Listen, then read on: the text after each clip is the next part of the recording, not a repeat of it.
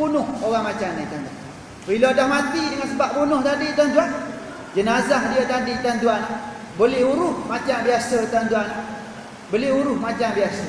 Dimandikan dia, dikafankan dia, disolatkan dia dan dikebumikan di perkuburan Islam walaupun dia mati dalam keadaan fasik tuan-tuan. Tu yang pertama. Yang kedua, dia tak solat juga. Sibuk, sama-sama sibuk. Sama-sama agenda dunia. Cuma bezanya yang kedua ni tak solat dengan sebab dia berpandangan solat itu tak wajib pada diri dia. Dia pegang solat tak wajib. Dia Islam tapi solat tak wajib. Dia nafi kewajipan solat tuan-tuan. Maka tuan-tuan, dia kufur ketika tu tuan-tuan, kufur dalam masalah akidah. Maka kafir dia kafir betul-betul tuan-tuan, bukan kufur nikmat lagi dah. Ni kafir betul-betul tuan-tuan. Ni bukan cubaan.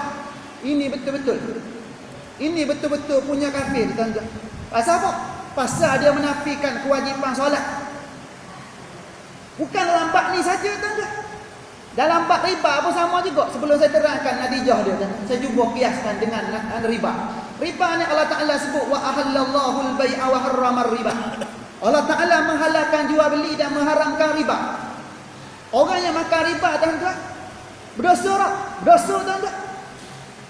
Dosa besar ke kecil tuan-tuan? Antara dosa-dosa besar makan riba tuan-tuan.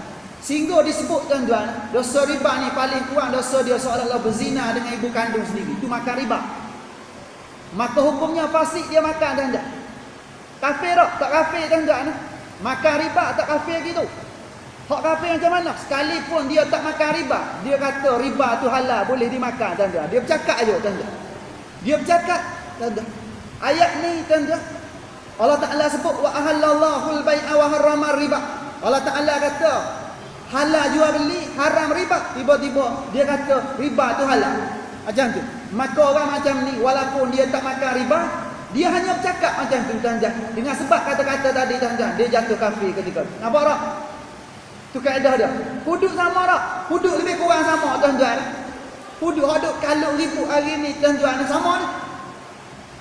Sama hari ni tuan-tuan. Orang hak kata tuan-tuan hudud ni macam ni tak adil tuan-tuan. Walaupun tuan-tuan, walaupun dia tak terlibat lagi dengan hudud tuan-tuan. Dia tak pernah dijatuhkan hukum hudud tuan-tuan. Dia tak pernah mencuri. Kalau dia tak pernah mencuri lah. Tapi kalau dia pernah mencuri sekalipun, kalau dia bercakap hudud ini hukum yang tidak adil tuan-tuan. Hukum yang tidak adil. Dia bawa sana sini tanpa pengaruh masyarakat tuan-tuan.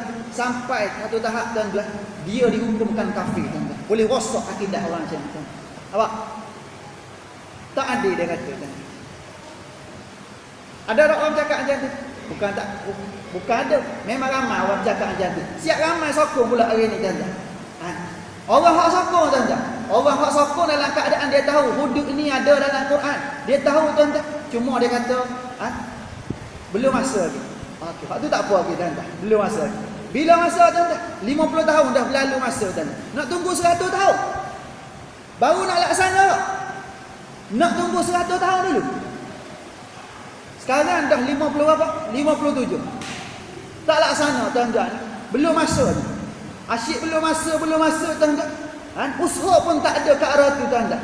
Nak sampai masa macam mana tuan-tuan? Kalau usaha ke arah tu pun tak ada tuan-tuan. Kita hari ni sedang berusaha tuan-tuan. Banyak orang menghalang pula tuan-tuan. Paling kurang tuan-tuan kita ada natijah ke arah nak melaksanakan konun jenayah 2 tuan-tuan. Kita nak pecahkan tradisi di mana? Di Kelantan tuan-tuan. Tapi kita nak tengok tuan-tuan. Kalau ramai sokong dalam parlimen satu masa nanti, dalam masa terdekat ni tuan-tuan, kalau kita dapat 112 undi, kita akan laksanakan hudud paling lewat 2015 di negeri Kelantan. Kita tengok contoh ni tuan-tuan. Kena sokong lah tuan-tuan. Kena sokong. Siapa tak sokong tuan-tuan? Tuan-tuan. Natijah dia tuan-tuan, kalau dia tak sokong tadi dengan sebab dia tolak hukum Allah, maka tuan-tuan kafir dia tuan-tuan. Tapi kalau dia tak sokong tadi dengan sebab benda-benda teknikal tuan-tuan, benda-benda teknikal lagi tuan-tuan. Dia tahu ni hukum Allah, dia percaya ini hukum Allah, tak boleh dinafikan, cuma belum masa lagi. Maka fasik dia orang macam ni tuan. Apa tu? Bukan bab sembahyang saja tuan-tuan. Asyik cerita bab sembahyang je. Tak haji macam tu tuan-tuan. Islam ni bukan semayang saja. Kena cerita semua. Baru faham. Terusnya. Kaedah macam tu tuan-tuan. Kalaulah orang yang menafikan semayang tadi tuan-tuan. Pihak kerajaan nak macam mana? Dia kata solat tak wajib. Pihak kerajaan tuan-tuan kena ambil peranan tuan-tuan. Panggil dia tuan-tuan. Bagi nasihat berterusan tuan-tuan.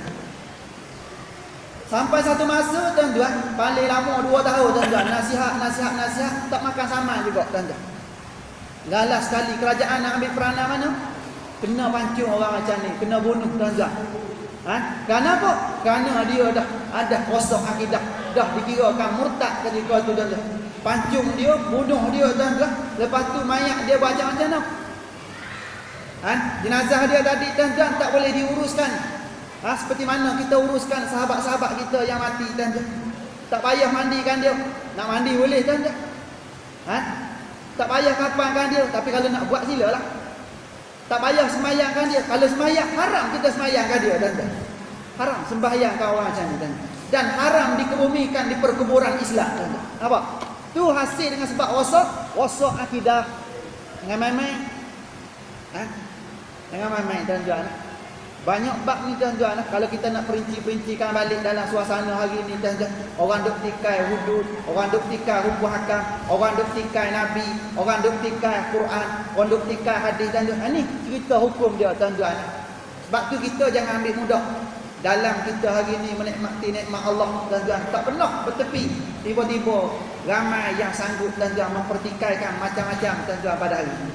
Seterusnya, Al-Bukhari dan Muslim meriwayatkan daripada Ummu Atiyah Al-Ansariyah radhiyallahu anha bahawa dia menceritakan, kami diperintahkan supaya keluar pada hari raya, sehingga kami disuruh membawa bersama anak-anak dara dan perempuan-perempuan yang haid, lalu mengambil tempat di belakang orang ramai, bukan tempat sembahyang. Mereka bertakbir dan berdoa bersama-sama orang ramai dan dalam keadaan mengharapkan keberkatan hari tersebut dan disucikannya dari dosa-dosa. Disucikannya dari dosa. Hari ini hari dosa-dosa diampunkan. Sebab tu tuan-tuan, seperti mana saya sebut awal tadi,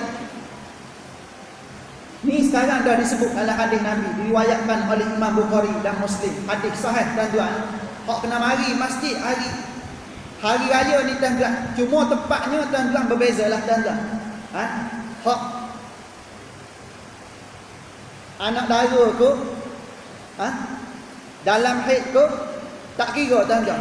Muslimi, muslimat, musafir ke, penduduk tempatan ke, semua mari belaka tuan-tuan. Kenapa? Kerana nak ambil tuan-tuan kelebihan yang ada pada hari tersebut tuan-tuan. Cuma bezanya tempat tuan-tuan. Hak bersih duduk dalam. Hak dalam haid dekat mana? Duduk kat luar tuan-tuan. Duduk kat luar. Kalau takbir, ikut takbir sama tuan-tuan. Takbir sama-sama.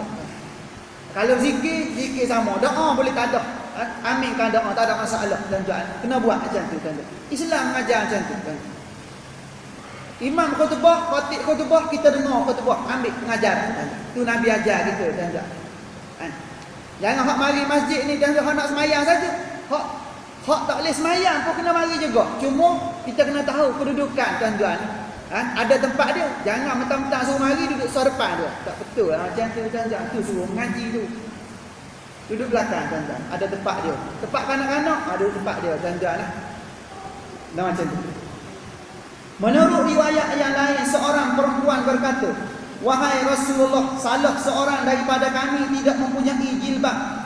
Sabda Rasulullah, "Hendaklah sahabatnya memakaikannya dengan jilbab kepunyaannya, iaitu meminjamkannya." Sampai satu tahap tuan-tuan, ada seorang perempuan muslimah tuan-tuan, dia nak pergi sembahyang hari raya tuan-tuan, tapi dia tak ada apa, dia tak ada tudung, tak ada jilbab.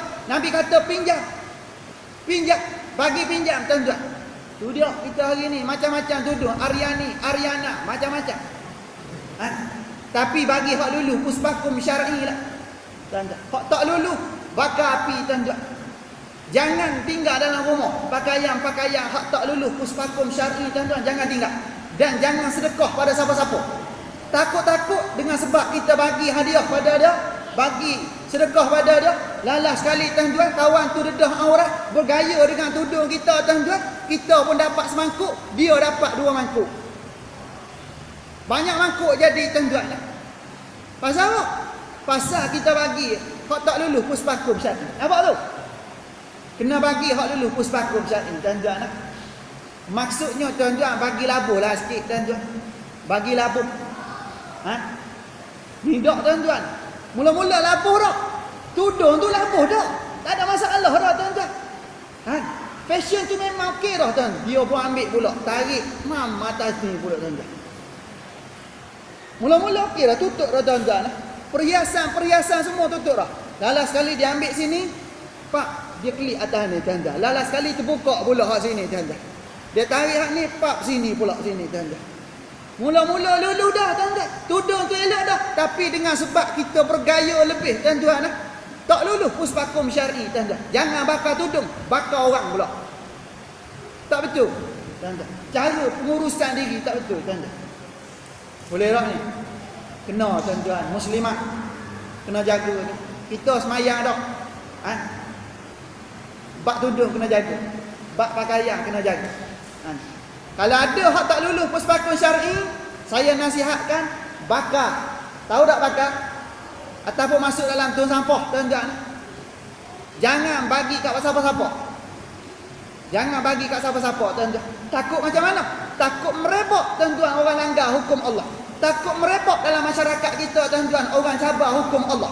Apa tu? Bakar semua tuan-tuan.